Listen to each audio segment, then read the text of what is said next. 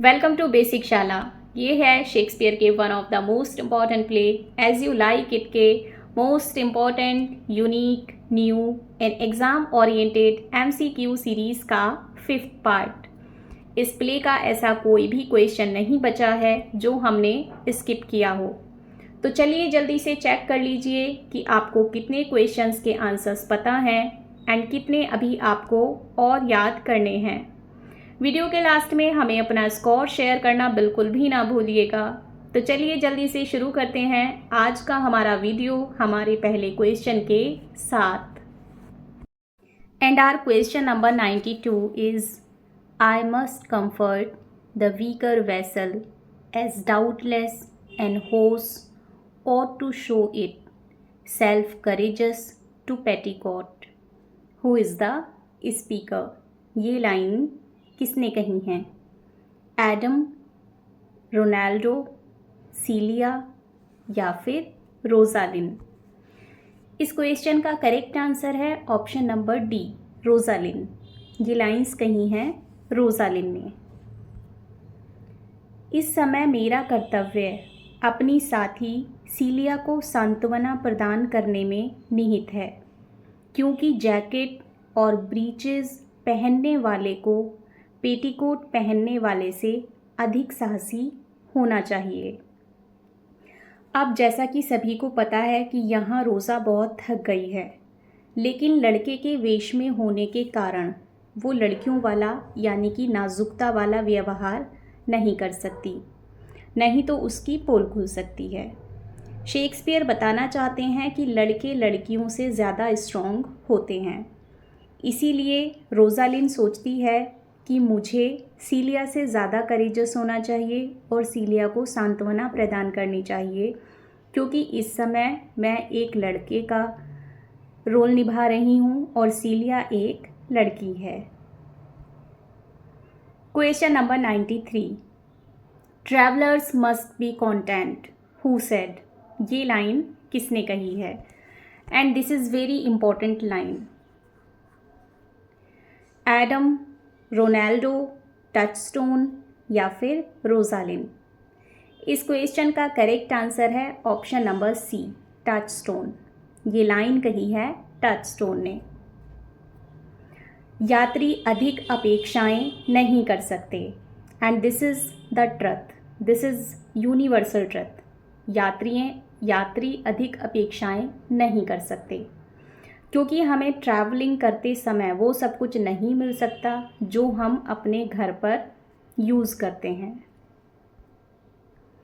Question number 94, being old thou canst not guess, though in thy youthful thou wast as true a lover, as ever sigh upon a midnight pillow. Who is the speaker? ये lines किसने कही हैं? Adam, Silvius, Touchstone या फिर कोरिन? इस question का correct answer है option number B, Silvius. ये लाइंस कही हैं सिल्वियस ने।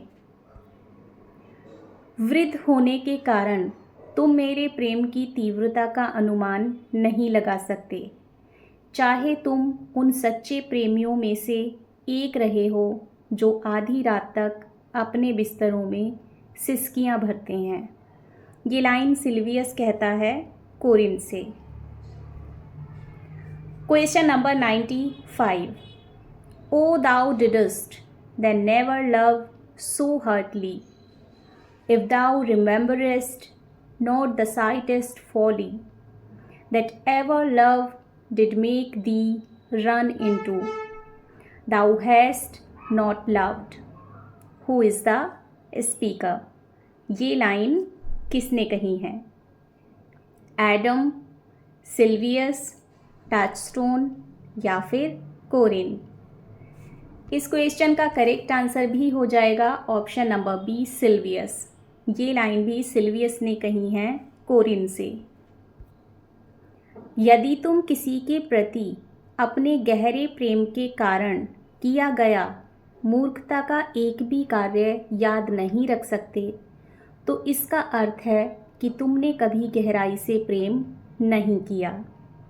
यहाँ सिल्वियस कोरिन को अपने प्यार की तीव्रता के बारे में बता रहा है कि मुझे जो है इतना ज़्यादा प्यार है कि मैं प्यार में इतने मूर्खता के काम करता हूँ, इतने मूर्खता के काम करता हूँ, और यही मूर्खता के काम सिद्ध करते हैं कि मैं सच्चा प्रेमी हूँ।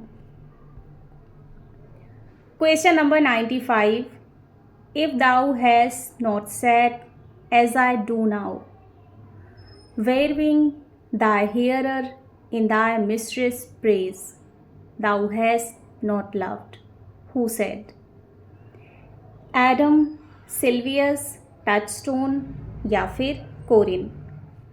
ये लाइन भी कही है ऑप्शन नंबर बी सिल्वियस ने।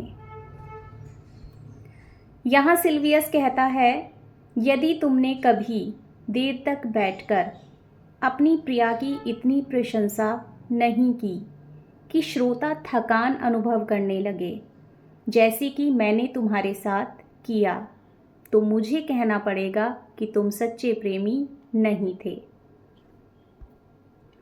Question number 96, if thou has not broke from company abruptly as my passion now makes me, thou has not loved. Who said? Adam, Silvius, Touchstone या फिर Corin. And the answer is again Silvius. Silvius अपने प्यार के बारे में कोरिन को समझा रहा है।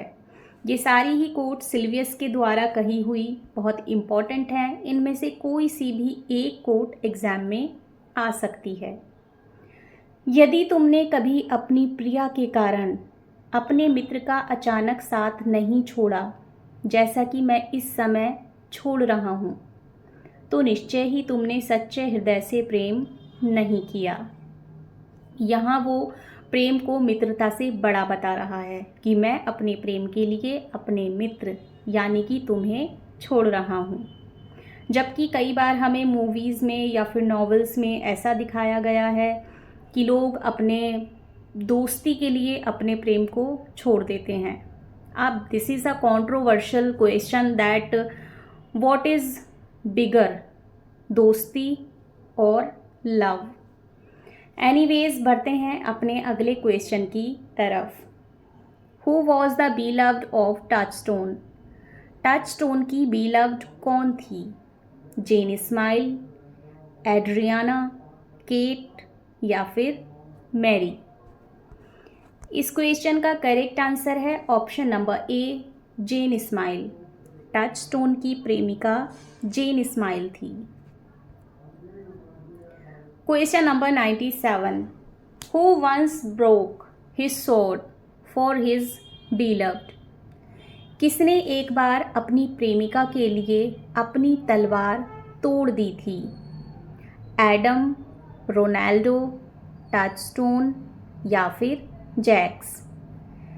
इस क्वेश्चन का करेक्ट आंसर है option number C, Touchstone. Touchstone ने एक बार अपनी प्रेमिका के लिए पत्थर से अपनी तलवार तोड़ दी थी। Question number 98, to whom did once Touchstone wooed? Touchstone ने एक बार किससे प्रणय निवेदन किया था? Red rose, peascod, tomatoes या फिर बियांका? इस क्वेश्चन का करेक्ट आंसर है option number B, peascod. उसने एक बार अपनी प्रेमिका जेन इस्माइल से प्रणय निवेदन करने के बजाय मटर के पौधे से प्रणय निवेदन कर दिया था। Question number 99, how many cords did Touchstone take to give as a gift? Touchstone ने कितनी फलियां मटर के पौधे को भेंट की थी? जब टचस्टोन ने एक बार मटर के पौधे को प्रपोज किया, तो जब उसने उसे प्रपोज किया तो प्रपोज करते समय कोई गिफ्ट दिया जाता है या फिर रेड रोज़ दिया जाता है। टचस्टोन ने मटर की फलियां उसको एज ए प्रेजेंट दी। तो टच स्टोन ने मटर के पौधे को कितनी फलियां भेंट की थी? 1, 2, 5 या फिर 7? इस क्वेश्चन का करेक्ट आंसर है option number B 2। Touchstone बताता है कि मैं जेन इस्माइल के प्रेम में इतना पागल था कि एक बार मैंने जेन से प्रणय निवेदन करने के बजाय मटर के पौधे से प्रणय निवेदन कर दिया था। मैंने 2 फलियां ली और उन्हें मटर के पौधे को भेंट स्वरूप दिया, जैसे कि वह ही जेन इस्माइल हो, और अपनी आंखों में आंसू भरकर प्रार्थना की कि मेरे वास्ते इन्हें पहन लीजिए। जो सच्चे प्रेमी होते हैं वो वास्तव में मेरे जैसे काम ही करते हैं। हरी फलियां ग्रामीण प्रेमियों का प्रिय उपहार था। गांव के प्रेमी एक दूसरे को हरी फलियां जैसे मटर की फलियां उपहार में देना पसंद करते थे। यह ग्रामीण जीवन की सादगी और स्वाभाविकता को दर्शाता है, जहां प्रेम का इजहार महंगे उपहारों से नहीं बल्कि साधारण रोज़मर्रा की चीज़ों से किया जाता था। टच स्टोन अपनी प्रेमिका को मटर की फली पीस कॉर्ड उपहार में देना चाहता है, जो वो गलती से मटर के पौधे को ही दे देता है। यह फली प्रतीक है सच्चे और सरल प्रेम का, जिसमें दिखावा या आडंबर नहीं होता। सो टच स्टोन के लिए पीस कॉर्ड एक सच्चे प्रेम की निशानी है। Question number 100।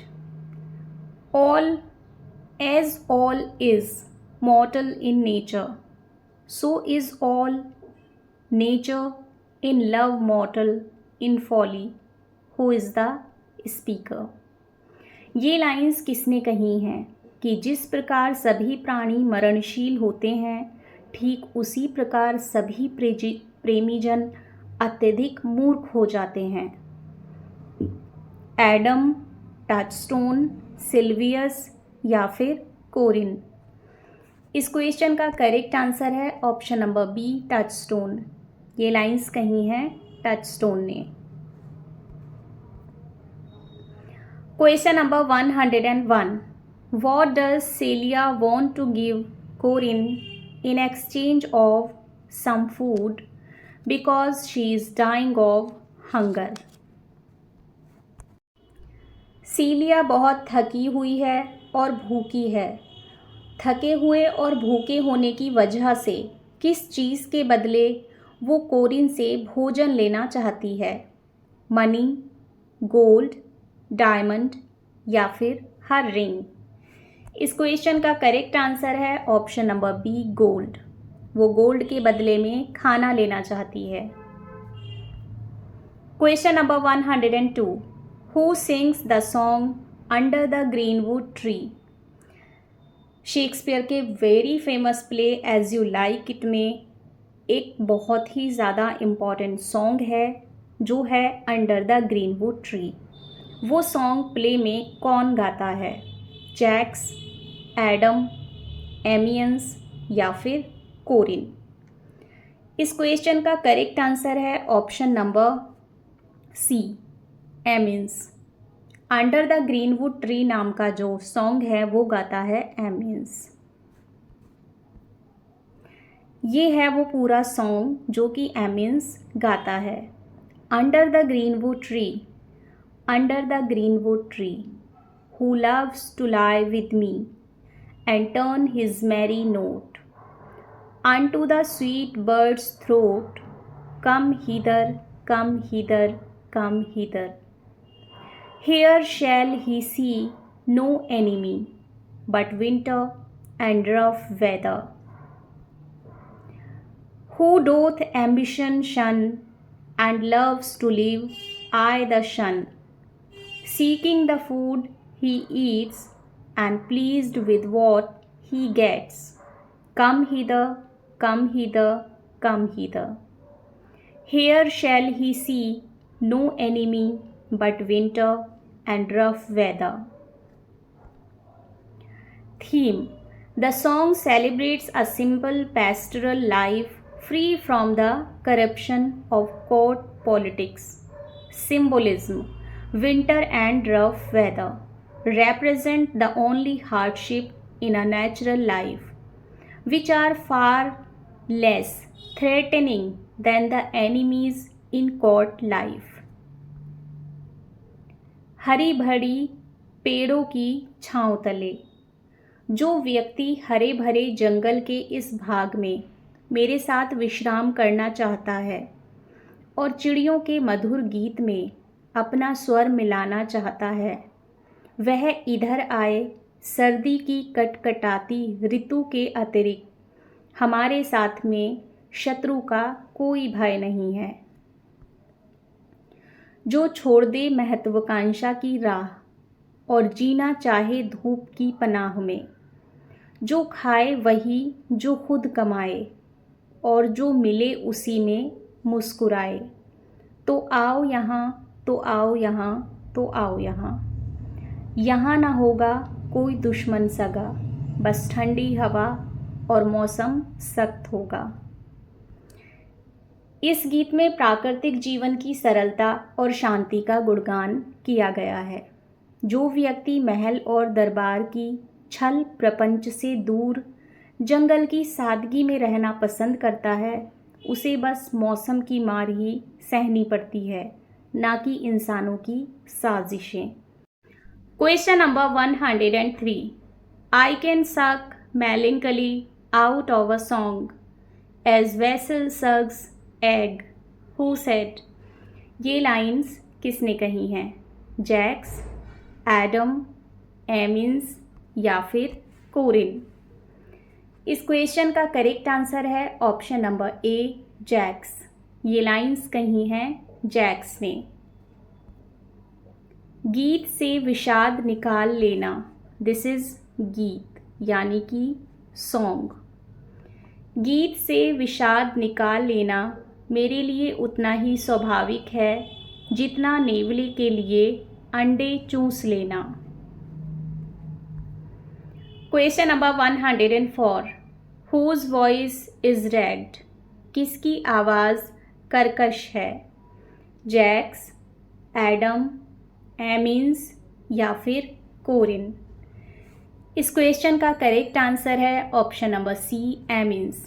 एमिन्स की वॉइस रफ यानी कि कर्कश है। Question number 105।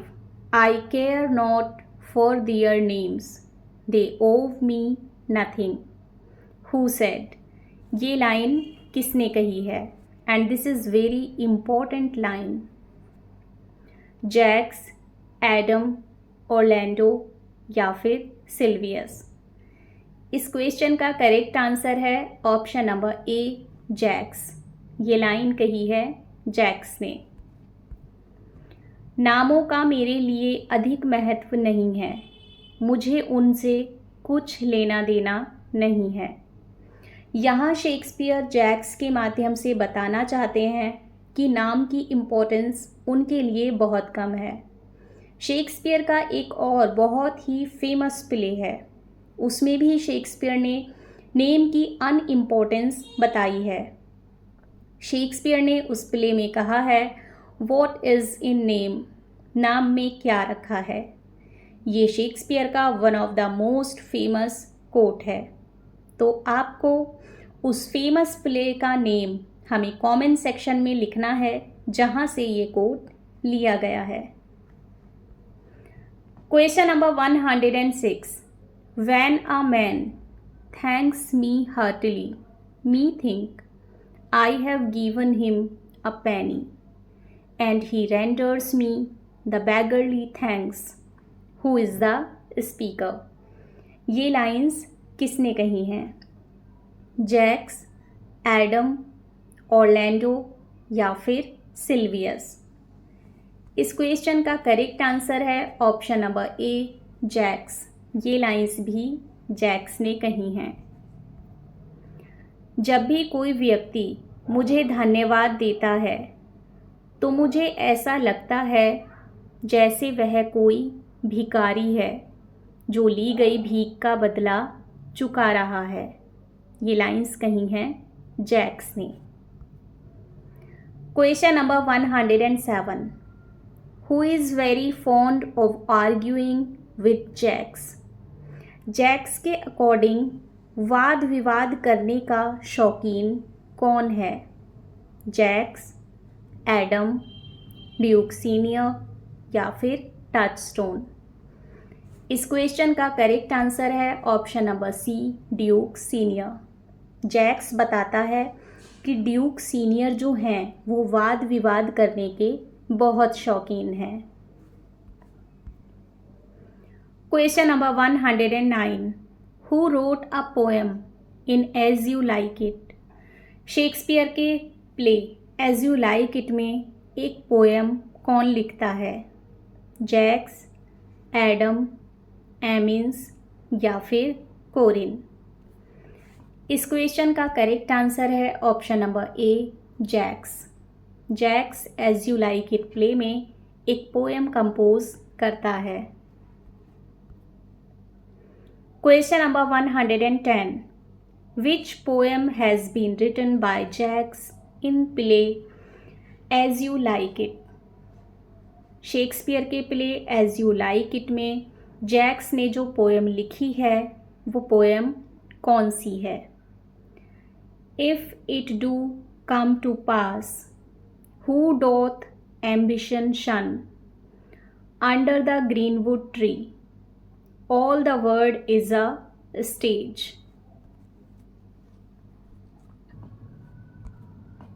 इस क्वेश्चन का करेक्ट आंसर है option number A, if it do come to pass.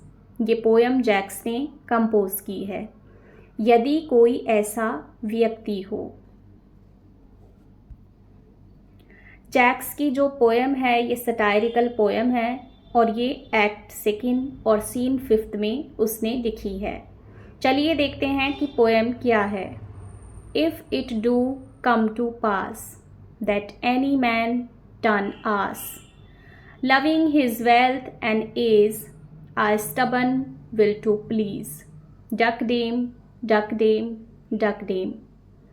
Here shall he see gross fools as he, and if he will come to me.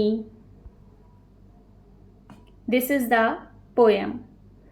यदि कोई ऐसा व्यक्ति हो जिसने किसी को प्रसन्न करने की अपनी इच्छा को पूर्ण करने के लिए मूर्खतापूर्ण ढंग से अपनी सभी संपत्ति और आराम छोड़ दिए हों, ये जैक्स ड्यूक पर व्यंग प्रहार करता है, तो वह मेरे पास आए, क्योंकि यहाँ मेरे साथ अनेक अव्वल दर्जे के मूर्ख हैं।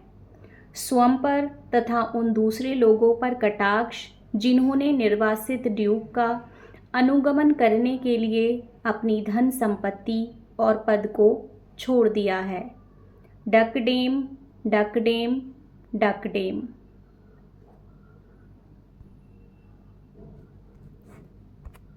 These are not the lines of poem. The last line of the poem is this. So you have to do correction. Question number 110. What is the last word of Jack's poem that is repeated 3 times? I hope इस question का answer तो सभी को पता चल ही गया होगा। Duck dam, होलाहू, शन या फिर हुर्रे। इस क्वेश्चन का करेक्ट आंसर है option number A, ducdame. Jaques ने जो पोएम लिखी है उसका लास्ट वर्ड डक डेम है, जो 3 बार रिपीट होता है। Question number 111. What is duck dame? A Greek invocation, a Roman invocation, a French invocation या फिर a wild invocation?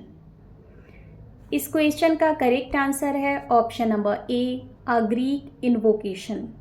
Duck dam एक ग्रीक इन्वोकेशन है to call fools into a circle, जो कि फूल्स को सर्किल में बुलाने के लिए होती है, और ये बात बताता है जैक्स।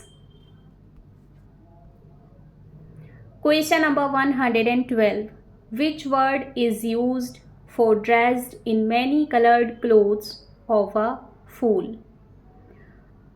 कौन सा वर्ड फूल की कलरफुल पोशाक के लिए यूज़ किया गया है?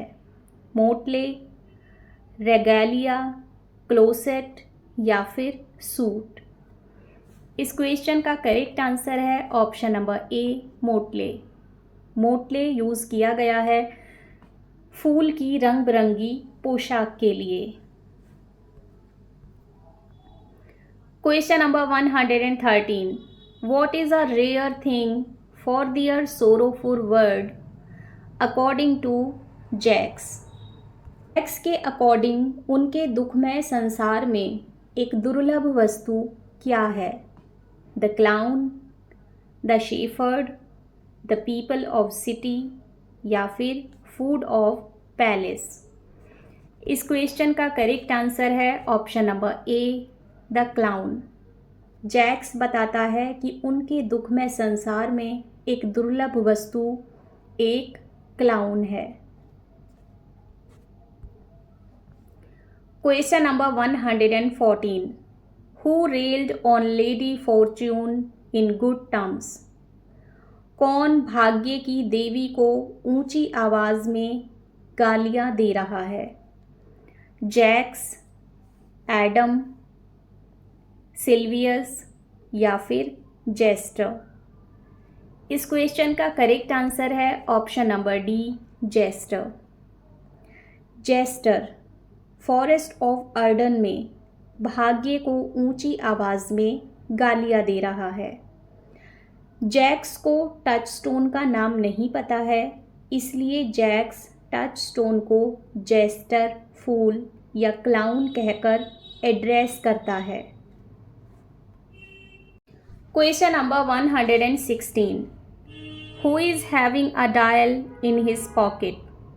किसकी पॉकेट में एक सूर्य घड़ी है?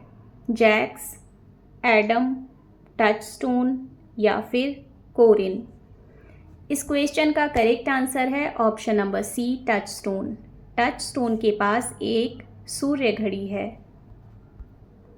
Question number 117, at what time did Touchstone draw his dial from his pocket? Touchstone के पास जो सूर्य घड़ी है वो उसकी पॉकेट में रखी हुई है। वो इस प्ले में उस घड़ी को कितने बजे अपनी जेब से निकालता है? 8 o'clock, 9 o'clock, 10 o'clock या फिर 12 o'clock? इस क्वेश्चन का करेक्ट आंसर है ऑप्शन नंबर सी, 10 o'clock। 10 बजे टचस्टोन अपनी सूर्य घड़ी को अपनी जेब से निकालता है। Question number 118, from hour to hour we ripe and then from hour to hour we rot and rot, who said? ये लाइंस किसने कही हैं? जैक्स, एडम, टचस्टोन या फिर ड्यूक सीनियर? इस क्वेश्चन का करेक्ट आंसर है ऑप्शन नंबर ए, जैक्स। ये लाइंस कही हैं जैक्स ने। जैसे जैसे घंटे बीतते जाते हैं हम बूढ़े होते जाते हैं, और तब मृत्यु के बाद घंटा प्रति घंटा क्षय होता जाता है।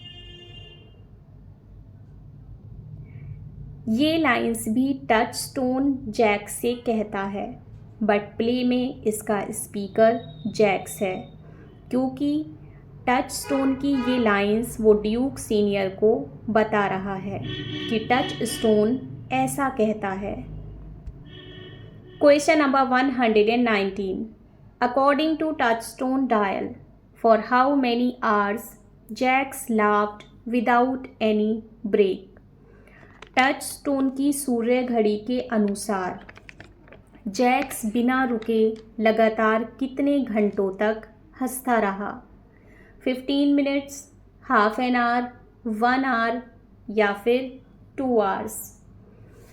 इस क्वेश्चन का करेक्ट आंसर है ऑप्शन नंबर सी, 1 आवर। और इन लाइंस में लिटरेरी डिवाइस हो जाएगी एग्जैजरेशन, बिकॉज 1 घंटे तक लगातार बिना रुके हंसा नहीं जा सकता। Question number 120, what is the right dress for everyone to wear according to Jaques? Jaques के अकॉर्डिंग सभी के लिए उपयुक्त पोशाक क्या है? मोटले, क्लोसेट, रॉयल ड्रेस या फिर डिसेंट ड्रेस, डिसेंट क्लोथ्स? इस क्वेश्चन का करेक्ट आंसर है ऑप्शन नंबर ए, मोटले। रंग बिरंगी पोशाक जो कि टचस्टोन ने पहन रखी है। जैक्स कहता है कि ये पोशाक सबके पहनने के लिए बहुत ही उपयुक्त है। तो फ्रेंड्स, ये तो था शेक्सपियर के most important play as you like it के most important, unique, new and exam oriented MCQ series का 5th पार्ट। आई होप ये आपके एग्ज़ाम के लिए बहुत ही फ्रूटफुल होगा। वीडियो के नेक्स्ट पार्ट में जल्दी ही हम फिर आपसे मिलेंगे। तब तक अगर आपको वीडियो पसंद आई हो तो वीडियो को लाइक एंड शेयर कर दीजिएगा एंड चैनल को सब्सक्राइब करना बिल्कुल भी ना भूलिएगा। एंड कमेंट सेक्शन में हमें अपने अच्छे से कमेंट भी कर दीजिएगा। तो फ्रेंड्स, ऐसे ही more important and exam oriented questions देखने के लिए बने रहिए हमारे साथ और देखते रहिए बेसिक शाला।